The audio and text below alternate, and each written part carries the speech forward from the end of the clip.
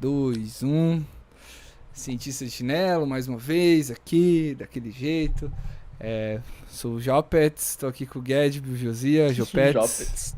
Tô falando do Jopets. E a gente vai agora falar de optogenética, é um papito. E aí agora quem trouxe a ideia foi o Hugo. E bom, pra quem não sabe, a gente Quem vai é falar Hugo? agora que é basicamente... a gente vai falar sobre o que é optogenética. Então, assim, como a ciência estuda o cérebro, como é possível desvendar a função de neurônios específicos, quais métodos a neurociência moderna utiliza para descobrir funções de circuitos cerebrais. Hoje a gente vai responder essas e outras perguntas nesse papinho exatamente sobre optogenética, que é a ferramenta que permite que neurocientistas utilizem luz para manipular neurônios e circuitos específicos em tempo real. Essa tecnologia ela está acelerando muito as descobertas da neurociência agora no século XXI e está abrindo um caminho de tratamentos inovadores para diversas doenças, tanto neurológicas quanto psiquiátricas. E é isso. Cara, então, eu ia te falar que eu não sei muito dessa parada de optogenética, não. Eu sei um pouquinho, né? Que eu infelizmente tenho uma certa amizade com o tal do Guedes, então ele já me contou um pouquinho. O cara é chato. Mas ele me passou para ler aqui que o Francis Crick, um dos cientistas envolvidos na descoberta do DNA, que tem uma polêmica aí envolvida, em 1989 já falava sobre a necessidade da neurociência de ter os métodos para manipular neurônios específicos. Francis Crick então falou, abre aspas, embora possamos registrar e manipular a atividade de grupos de neurônios, não há, atualmente, nenhum método satisfatório para estimular grupos específicos de células nervosas com precisão. A estimulação elétrica é, em geral, muito pouco específica, enquanto as drogas que podem afetar células nervosas específicas são difíceis de administrar com precisão e velocidade suficientes. E mais tarde, agora em 1999, ele continuava falando essas merda aí, e ele sugeriu que a luz, sabe luz, fóton, luz, poderia ser uma boa ferramenta para fazer esse tipo de estudo. Abre aspas, Francis Crick novamente fala. Uma ferramenta muito desejável seria a capacidade de controlar seletivamente as células cerebrais enquanto deixa as outras inalteradas. Nenhuma das técnicas atuais, como a estimulação elétrica ou a farmacologia, é suficientemente específica ou precisa para atender a essa necessidade. No futuro, a luz pode ser essa ferramenta. Em princípio, a luz poderia ser usada para ativar ou desativar seletivamente as células cerebrais que foram geneticamente modificadas para responder a ela. Fecha aspas. Top, Fecha aspas. top. Então é isso, a luz como ferramenta mais específica a nível microscópico. E é interessante notar que a neurociência já estava há bastante tempo precisando de uma técnica que realizasse essa função. Mas e aí, quando inventaram a optogenética, o que realmente mudou e o que realmente é a optogenética? E aí, Guedb, né? Fala aí pra nós, que tu é o cara, autoridade aí.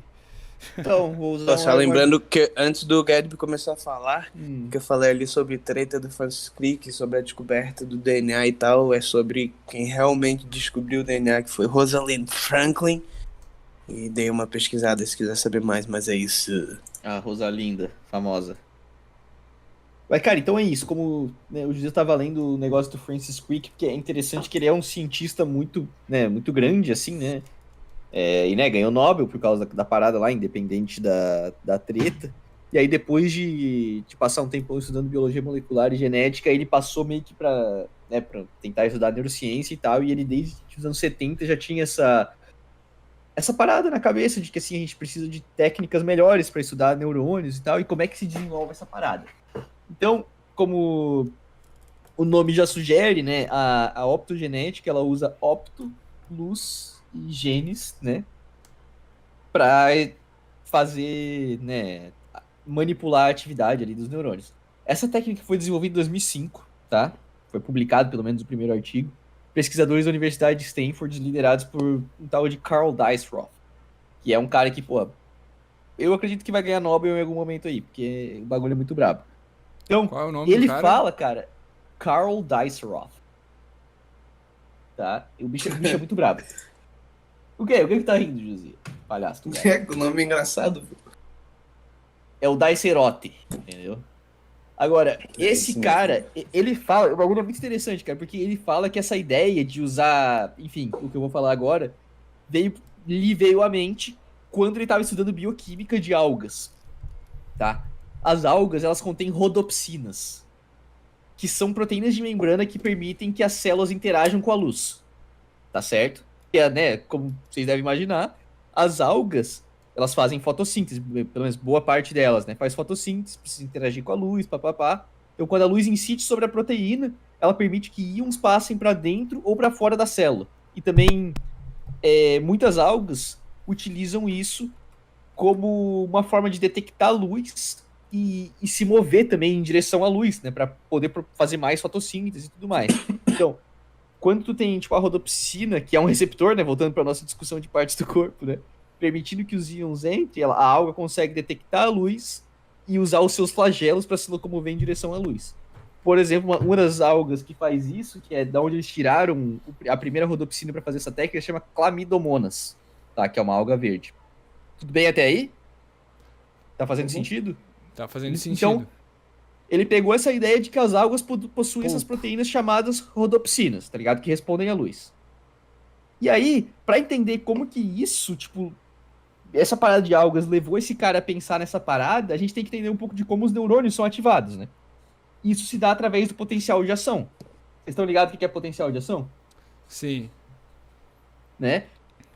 Potencial de ação é um fenômeno elétrico que ocorre nas células excitáveis como os neurônios, basicamente. Então, quando uma É célula o. excitável... Fala. Vou tentar dar uma. Pra dar uma perspectiva mais leiga de repente, daí tu corrige. Fala o que é o Mas potencial de ação, vamos lá. potencial de ação é o estímulo elétrico necessário para disparar um neurônio, né? Seria isso? Para que um neurônio. Ele é o disparo em si. Ele é o disparo em Ele si. é o disparo em si. Aham. O que é preciso para disparar o neurônio são os inputs, né, daquele neurônio. Aham. Entendeu? Que, tipo, são os axônios que estão vindo estimular ele, ou, enfim. Então, mas é basicamente isso, né? Tipo, quando uma célula é excitada, quando o neurônio é excitado, vai ocorrer uma mudança nesse potencial elétrico através da sua membrana celular, né? A diferença de fora da membrana para dentro. E isso cria um impulso elétrico que se propaga ao longo da célula, permitindo que ela transmite informações para outras células na forma de neurotransmissores, tá? Então, voltando. O cara tava pensando no rolê das algas lá, das rodopsinas, e ele sabia, né, como um neurocientista, que os neurônios se comunicam, né, e precisam de potencial de ação para poder conversar uns com os outros. Uhum. Então ele pensou, porra, se esse potencial de ação é dependente de eletricidade e as rodopsinas permitem que íons carregados eletricamente entrem e saem das células, a ideia dele foi muito simples, né? Tipo, foi usar essas rodopsinas de algas para controlar a entrada e saída de íons dos neurônios e, portanto, manipular sua atividade em tempo real. Tá ligado? O que é louco é que ele pegou, tipo, uma proteína de algas e botou nos neurônios. Entendeu? Faz sentido isso? Claro. Tipo, Claro. e daí se tu iluminar os neurônios, que na verdade, tipo, assim, na vida real, os neurônios nem pegam luz, né? Porque eles estão lá dentro do cérebro, entra luz lá. Agora, se tu, tipo, experimentalmente conseguir iluminar um neurônio que recebeu essa proteína da alga, tu vai conseguir manipular a atividade dele. Então a ideia do cara deu certo. O artigo original, né, que foi publicado em 2005, já tem mais de 5.000 citações e tem, tipo, milhares Caraca. de outros artigos que usaram essa técnica desde então. Inclusive eu, no meu laboratório, uso essa técnica. Hoje em dia é muito corriqueiro, tá ligado? É um bagulho muito simples de fazer. Cara, mas. Mas esse de 2005 não é desse Carl, né? Como primeiro autor. É. Eu acho que ele já era professor na época. É do E.S. Boyden. Eu tô vendo Isso, aqui. é porque o Boyden é o cara que É tá o aluno aparecendo dele? no videozinho. É o videozinho que a gente tá vendo, é o Boyden. Mas é o orientador É o dele, aluno é o dele. Diceroth. Pode crer. Cara, Ele agora, o Boyden é professor no MIT agora. da hora. O que eu ia perguntar é só como que eu escolho as células que vão receber essa proteína. É de acordo com o estudo que eu quero? Perfeito. Não, isso, cara, isso é uma pergunta muito, muito interessante, porque assim, eu acho que a pergunta é como é que eu entrego essa proteína, né? Tá ligado? Como é que eu faço que essa proteína se expresse no neurônio? Tu consegue imaginar como isso é feito? Cara, eu imaginava que era uma cirurgia do tipo assim, uma agulha muito fina que vai lá Tá. e derrama um líquido que Até aí tudo certo. Até aí perfeito, é isso mesmo. e aí esse líquido por difusão ele vai num Só que o conjunto que de que é esse neurônio. líquido? O que que tem nesse líquido, entendeu? Proteína das algas. Essa proteína das Então, algas. aí que tá. Se tu só jogar uma proteína numa célula, ela não vai se integrar aí pra membrana, saca? Ah, tem os carreadores. Deve ter algum tipo de carreador específico para a região. Exatamente. Então o que que eles fazem? Tu constrói um vetor viral, tá? Que é um vírus que Viral. não causa doença, Bota fé. saca? Que ele é um vírus que não se replica também. Então ele simplesmente entra na célula, entrega o material genético, que é integrado ou não no genoma, e começa a ser expresso pelos ribossomos daquela célula, Uhum. tá ligado? E o DNA é igual, né? Assim, independente se o DNA veio do vírus, ou da alga, do ser humano, do caralho, ele vai ser lido pelo ribossomo e produzir proteína. Então o que, que eles fizeram é, pega o trecho da proteína da rodopsina da alga, bota num vírus, joga no neurônio. E bota o promotor que o neurônio vai conseguir estimular, tá ligado? Que o promotor normalmente é um trecho de DNA que vai permitir a expressão de alguma outra coisa, dependendo da ligação de alguma coisa, tipo, de alguma proteína, de algum elemento intracelular nesse promotor. Faz sentido? Faz sentido. Então, se tu bota um promotor de neurônio, digamos assim, nesse trecho, né, nesse segmento de DNA que o vírus está levando, a rodopsina vai ser expressada em neurônios, tá ligado? Se, por exemplo, a proteína que todos os neurônios têm estimula o promotor do gene, o gene vai expressar a rodopsina naquele neurônio, saca? Cara, então E não é a proteína pronta. não, Ela é feita ela é lá o dentro DNA. pelo. Que Ela é legal. feita pelo neurônio. Que da hora. Isso é muito louco, porque daí tu vê que o DNA de uma alga pode ser lido por um neurônio pra fazer uma proteína de alga, tá ligado? Muito foda. E o bagulho funciona. E daí o que acontece? Se tu bota junto uma fibra óptica, né, numa cirurgia, num animal experimental, e tu ilumina aqueles neurônios, tu só vai estimular os neurônios que estão expressando aquela proteína. Faz sentido? Porque, né, os neurônios não respondem à luz, tipo, naturalmente. Uhum. Então, e aí que entra a questão que tu fez, né? Voltando agora pra pergunta que tu fez. Como é que eu escolho o neurônio que eu expresso a parada, né?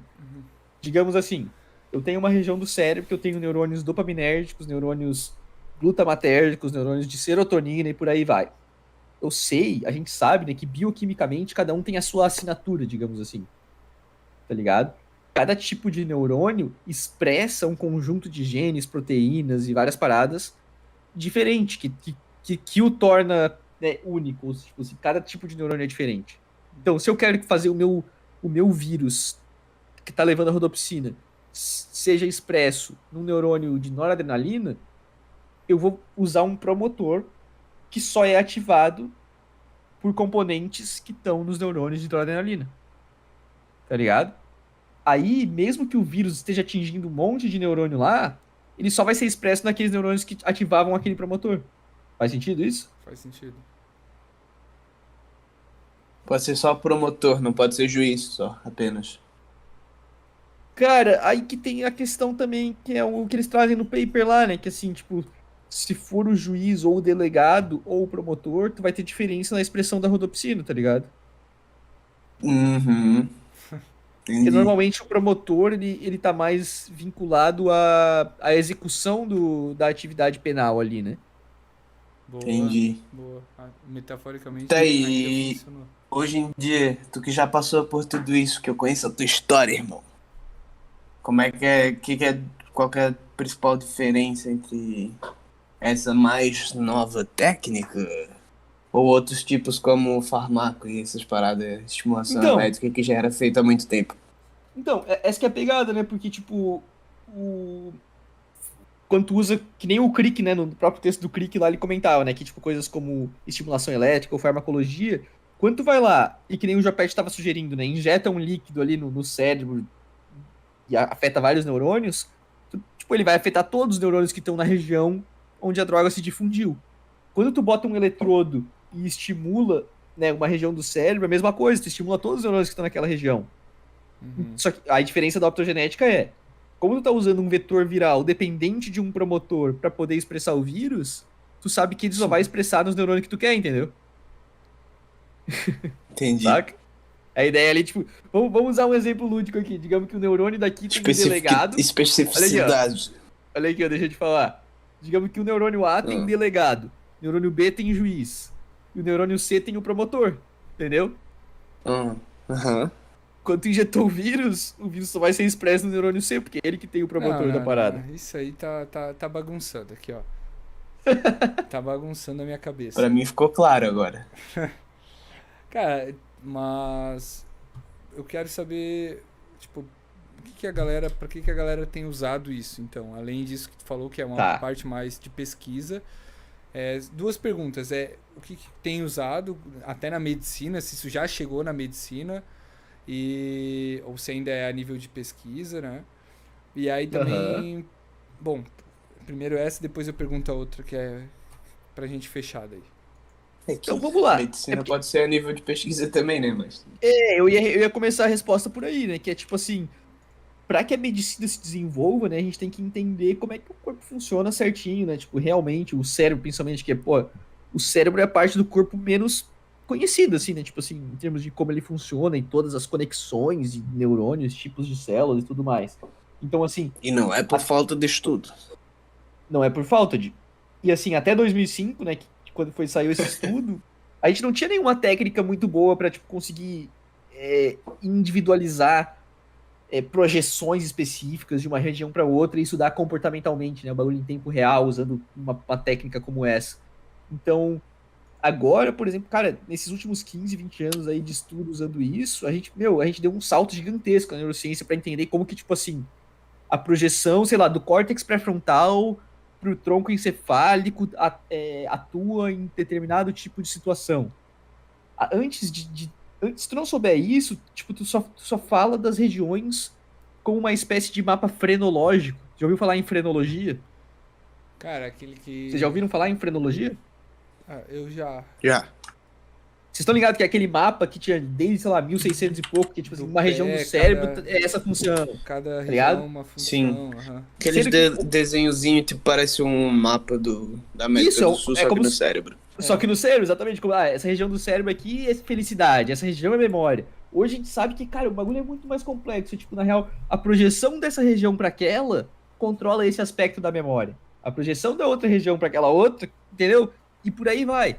Então, esse tipo de técnica nos permite que a gente esmiúce, né? Tipo, entenda muito melhor como é que determinadas projeções, conexões dentro do teu cérebro são importantes para determinadas tarefas. E aí, pô, isso para medicina vai ser muito importante, porque a gente sabe que se aquela determinada projeção tem uma concentração maior de receptor X, eu posso usar a droga que vai ativar aquele receptor X para que ajude as pessoas naquele tipo de situação. Uhum. Entende? E além disso, cara, existe. Hoje, vamos lá, tu perguntou, né, se já é usado na medicina. Não é usado, tá? A optogenética não é algo usado na medicina, até pela questão ética de, tipo assim, imagina, se tu sai falando para as pessoas que, eu vou botar um vírus no teu cérebro para ativar os neurônios usando fibras óticas, tá ligado? Uhum. A galera vai surtar, né? Mas assim, se tu tivesse, que nem um marca-passo, por exemplo, né? Um marca-passo, tipo, tá estimulando eletricamente lá os neurônios, enfim. Se tu tivesse um LED, né? Um LED que é implantado lá no cérebro do sujeito e que, tipo, a pessoa, né, tipo, concordou em fazer parte desse tratamento onde, tipo, foi injetado vírus que não são patogênicos, não vão deixar ela doente, mas que vão fazer os neurônios serem responsíveis àquela luz do LED, tu pode ativar, né, neurônios específicos lá em tempo real no cérebro do sujeito como se fosse um marca-passo, sabe? Então, Uhum. teoricamente, pode ser utilizado dessa maneira, sabe?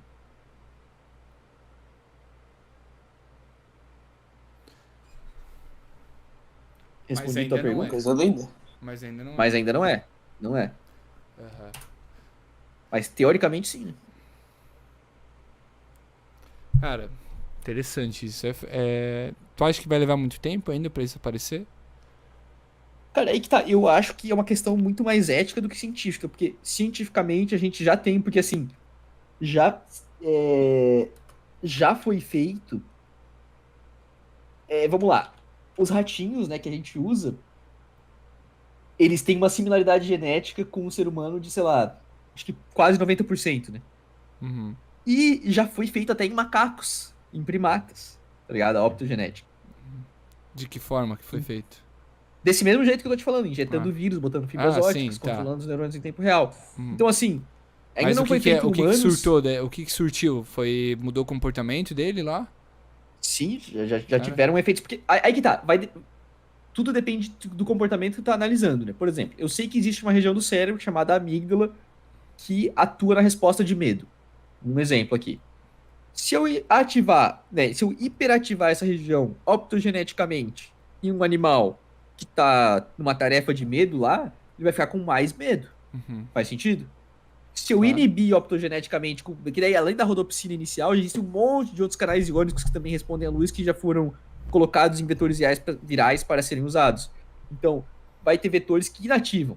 Uhum. Tá? Então, tu vai lá com a fibra ótica, ilumina e ele, né, inativa o neurônio. Então, se eu for lá inativar a amígdala, eu vou fazer com que o animal não tenha medo. Uhum. Né? O contrário. Uhum. Agora, nos macacos se observou coisas parecidas, né? Que assim como a gente via nos ratinhos, nos macacos também o bagulho funciona e tu consegue controlar em tempo real o comportamento utilizando a optogenética. Cara, isso é muito louco.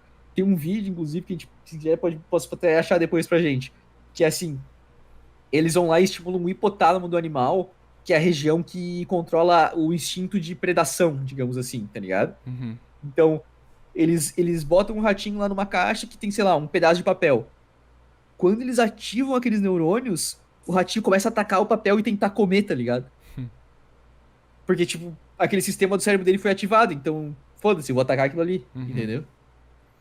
Tu vê o comportamento em tempo real sendo Legal. alterado, assim, é muito louco. Da hora. E, então, em macacos isso também funciona. Isso é E... foda. Então, assim, teoricamente, cara, se já foi feito até em primatas, o bagulho vai funcionar igualzinho no humano, tá Sim. ligado? Só que, então eu acho que a questão é muito mais ética do que técnica, Boa. sabe? Interessante. Né? Tipo assim, a técnica a gente já tem, só que, pô, eu duvido que as pessoas, tipo, em um futuro próximo aceitariam que fossem injetados vírus no seu cérebro pra controlar Cara, os neurônios. mas tá ao ligado? invés. É que. Eu aceito.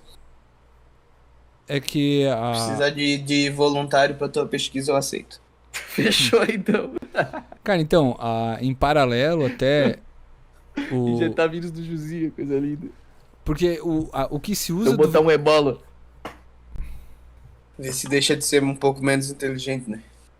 Desculpa, Jopetes. Sai daí. Porra, Josi, essa foi boa, na real. O que se usa do vírus é a estrutura como vetor, né? Essa estrutura nanotecnológica, digamos assim. E essa é a palavra que eu já vou usar porque o nano no sentido de tamanho, né? Porque ele Claro, consegue ali através da que não cápsula micro? dele e levar... Porque é menor, né? É 10 na 9, na menos 9. Mili. Eu acho que o Mini. vírus. Eu acho que o vírus tá na escala nanométrica Billy. mesmo. Eu Cara, acho que não chega a ter um micron. Então, em A paralelo... não ser o citomegalovírus, né? Ou os vírus gigantes lá. Em paralelo, o que eu sei que está acontecendo também é se desenvolvendo muito a questão de nanotecnologia, tanto para a parte de fármacos, mas também de forma geral, com uma versatilidade que ao invés de você ter que usar um vírus que tem também essa atribuição até meio de estigma, cara, mas tu tendo essa nanomolécula, esse nanocarreador aí, que pode estar fazendo uma ação dessa, como é que o vírus faz, já começa a mudar um pouco a aceitação, né? E essa é uma tecnologia que está realmente nos últimos anos e nos próximos anos seguintes aí vai expandir muito. Então acredito que o uso dessa tecnologia junto com um pleno uso da nanotecnologia, ao invés do vírus, vai fechar aí numa mudança muito forte de paradigma. Não. Minha opinião, cara, né? eu concordo contigo, cara. Eu acho que a gente conseguir desenvolver um método pra entregar esses genes de outra maneira, com certeza vai ter uma aceitação muito mais fácil. Agora, um ponto interessante, cara, não sei se vocês já ouviram falar de terapia gênica pra câncer, pra várias paradas. Já ouviram falar? Já ouvi, mas não lembro Já. o que é, cara. Que é justamente, tipo assim, tentar, tipo, entregar genes saudáveis, digamos assim, ou terapêuticos pra células específicas. E isso já é feito em humanos com vetores virais, Uhum. tá? Top. Só que aí, o que acontece? Isso é um tratamento, cara, que, por exemplo, a pessoa que tá com câncer, né, infelizmente, uma situação muito difícil onde a pessoa se encontra muitas vezes desesperada e aceita qualquer coisa, né? Tipo assim, porra, foda-se, eu vou tentar isso aqui. Então eu acho que é meio que por isso que a terapia gênica é usada nesse tipo de doença, Que sabe? cara é esse, Jopete? O que tu fez? Ih, o Jopete foi embora. Acho que ele bateu o joelho. Mas continua aí. Isso. Mas tu ouviu o que eu falei então, Josias, já que tu ainda tá aqui? Sim. É porque, tipo assim, a pessoa que tá com câncer vai aceitar a parada do vírus, porque, pô, eu preciso tentar qualquer coisa, sabe? Tipo, vou morrer Com aqui, certeza. tá ligado? Então, aí é foda, tipo, Ah, sei lá, mas a é pessoa só o com- nome mesmo, tá ligado? Tipo assim. É, aí, isso que eu ia dizer também, tipo É assim, que nem. se o É só, médico- a galera só toma vacina porque não sabe que é vírus Isso, inativo. isso, exatamente, perfeitamente. A vacina também é tu tá injetando um vetor viral no teu corpo, sabe? Exatamente. Então, Tá então tudo bem, muito... Jopete? Cara, eu tomei Pois é, o que que deu aí? uma cápsula de vitamina C e aí eu mordi. O bagulho era muito ácido, eu não consegui aguentar. Tive que ir lá pegar um negócio pra tomar. Pô, volta ali, tava num ponto muito interessante, cara. A gente parou, tu falou ali da. Não, o ponto Não, a era gente não esse, parou, né? a gente continuou. Isso, então, Era eu de quero que, que tipo vocês assim, voltem é pra porque eu eu tava falando da participar. terapia gênica. Vamos lá. Terapia a gênica, terapia gênica isso. já é feita com Já é vetores feito virais com pra pessoas que vírus, têm aham. câncer. Perfeito. E aí o Josias trouxe outro exemplo, que é de vacinas, tá ligado? Vacinas são vírus que tu injeta em ti mesmo. Então, assim, Pois é, talvez irmão. tipo, seja mais fácil do que eu tava imaginando, assim. Tipo, Com talvez seja, certeza. né?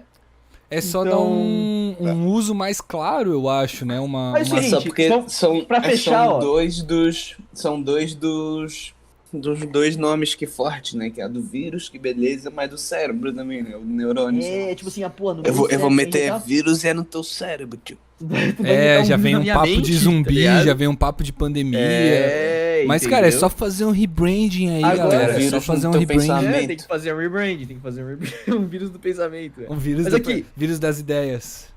mas aqui, ó. O que vocês acham de, pra fechar esse papinho, a gente ir pro chat GPT e perguntar pra ele que quando que a optogenética vai ser usada na medicina? Nossa, mandou bem, hein? Olá. Quando, Jopete gosta. quando que você acha que a optogenética vai ser implementada na medicina convencional? Que a optogenética vai ser implementada Implementada na na medicina convencional. medicina convencional. Ó, vamos lá. Tem aquela Vai lendo aí pra nós, enrolação, né? Jopete. Vai, A vai lendo, vai lendo. A optogenética é uma técnica que combina a genética e a ótica para controlar a atividade de células específicas do cérebro, neurônios, e outros tecidos com luz. Desde a sua descoberta no início dos anos 2000, a optogenética tem sido amplamente utilizada em pesquisas básicas de neurociência, fornecendo informações valiosas sobre a função cerebral e os mecanismos de várias doenças. A implementação da optogenética na medicina convencional, no entanto, depende de vários fatores, como avanço tecnológico, que de acordo com a nossa fonte aqui já está acontecendo, a gente já tem tecnologia suficiente, segurança, esse é um ponto aí a ser pensado, eficácia, aprovações regulatórias. Eu acho que esse é o último ponto, é o mais chato, aprovação regulatória. Exatamente. Ele é muito exatamente. descolado, né, da capacidade não é só, técnica. porque, vamos lá, não é só o vírus, né? Tem que lembrar que, por exemplo, quando a gente faz experimentos com os ratinhos, tipo, tu bota uma fibra ótica, tá ligado? Uhum, Que é um negoção que fica lá no crânio do animal, uhum. entendeu? Dentro da Um mente capacete. Então, tipo assim, tem que fazer uma coisa tipo, que seja menos invasiva, tá ligado? Seja, sei lá, um LEDzinho, que nem tem os marca-passos lá, tipo, as coisas que... entendeu? Mas Que tem um precisa LEDzinho do que cabo fica de lá. fibra ótica pra... Então, cara, olha só. Eu, inclusive, já fiz um experimento usando optogenética wireless, tá ligado? Sem fio aqui. Nossa, Com foda. parceria com uma galera da engenharia elétrica aqui da minha universidade. Porra, foda, hein? Só que o bagulho não funciona tão bem, não, cara. O bagulho, tipo, ele é muito mais variável do que quando tem a fibra conectada lá. Mas assim, se tu pegar uma galera mais pica, tá ligado? Tipo, tem outras pessoas, tipo, ao redor do mundo que, tipo, já conseguiram fazer optogenética wireless também. Inclusive, eles fizeram um experimento onde eles mostram que, tipo, de um país, o cara controlava o comportamento do animal que tava no laboratório em outro país. Meu Deus. Tá ligado? Era muito legal. Tá, e se, Mas, tiver, assim- e se os ETs estiverem fazendo isso contigo agora? Nossa, imagina. Aí, pô, aí que tu me pega, né? aí te peguei daí, né? Não, Não, mas mas aqui- vamos papo sério, só pra trazer aí. O problema é otimizar essa questão ali, tipo, de como tu ter um LED ou uma fibra ótica wireless. Normalmente vai ser um LED, né? O LED é muito mais fácil de ativar sem fio, né? Porque a fibra ótica tem que estar vindo à luz, né? Então, porra. Cara, leva pra mesa cirúrgica. Usa isso como uma cirurgia, como uma prática mais a nível cirúrgico. Não tem como, não faz sentido. Tem que ficar toda hora fazendo ou uma vez só já muda tudo? Não, é porque esse que é o problema, entendeu? Porque, tipo, pra ser uma coisa que tem algum efeito no dia a dia do paciente, tu vai ter que fique, né, tipo, constantemente, ou, tipo, em algumas situações o bagulho seja ativado. É que, tipo assim, vamos pensar que a pessoa que tem, sei lá, ansiedade ou síndrome do pânico. Tu poderia botar um dispositivo optogenético, sei lá, em regiões como a amígdala, matéria cinzenta periaquidutal, que é uma região que, tipo, dispara o pânico. Tipo assim, quando a pessoa sente o ataque de pânico, ela aperta um botãozinho e inativa a região, entendeu? Uma coisa assim. Irado. Já vou te falar aqui a tecnologia que vai mudar isso, tá? Neuralink, do Elon Musk, da Tesla. Já viu falar disso? Não, já ouvi muito falar, mas isso é outra pegada. Mas é porque é um dispositivo que vai ficar dentro, né? Então ele tá mais próximo e ele pode estar exercendo, caso seja necessário, uma determinada frequência para executar a função aí de optogenética. Vamos lá, é que o Neuralink, ele é voltado para outra parada. Isso, ele é voltado para outra parada, mas a tecnologia dele, a implementação dele dentro do crânio... Possivelmente, tá. Né? Mas é que assim, é que a tecnologia para implantar coisas dentro do crânio a gente já usa até para... Existe uma coisa que chama DBS, não sei se já ouviu falar, é Deep Brain Stimulation, ou estimulação cerebral profunda, né? Que a gente já tem vários pacientes que têm eletrodos dentro do cérebro disparando impulsos, tá ligado? Para ativar ou inativar regiões. A gente já tem isso. O negócio do Neuralink, ele é mais voltado para interface cérebro-máquina, tá? Que é tipo assim, como que eu decodifico, por exemplo, uma pessoa que é paraplégica, né? Como é que eu decodifico o sinal do córtex motor que não tá conseguindo chegar na perna porque a pessoa teve uma lesão na vértebra e uso uma máquina, né, para decodificar aquilo e enviar de volta um sinal elétrico direto na perna, porque já não tem mais a vértebra funcionando, né, a coluna vertebral funcionando.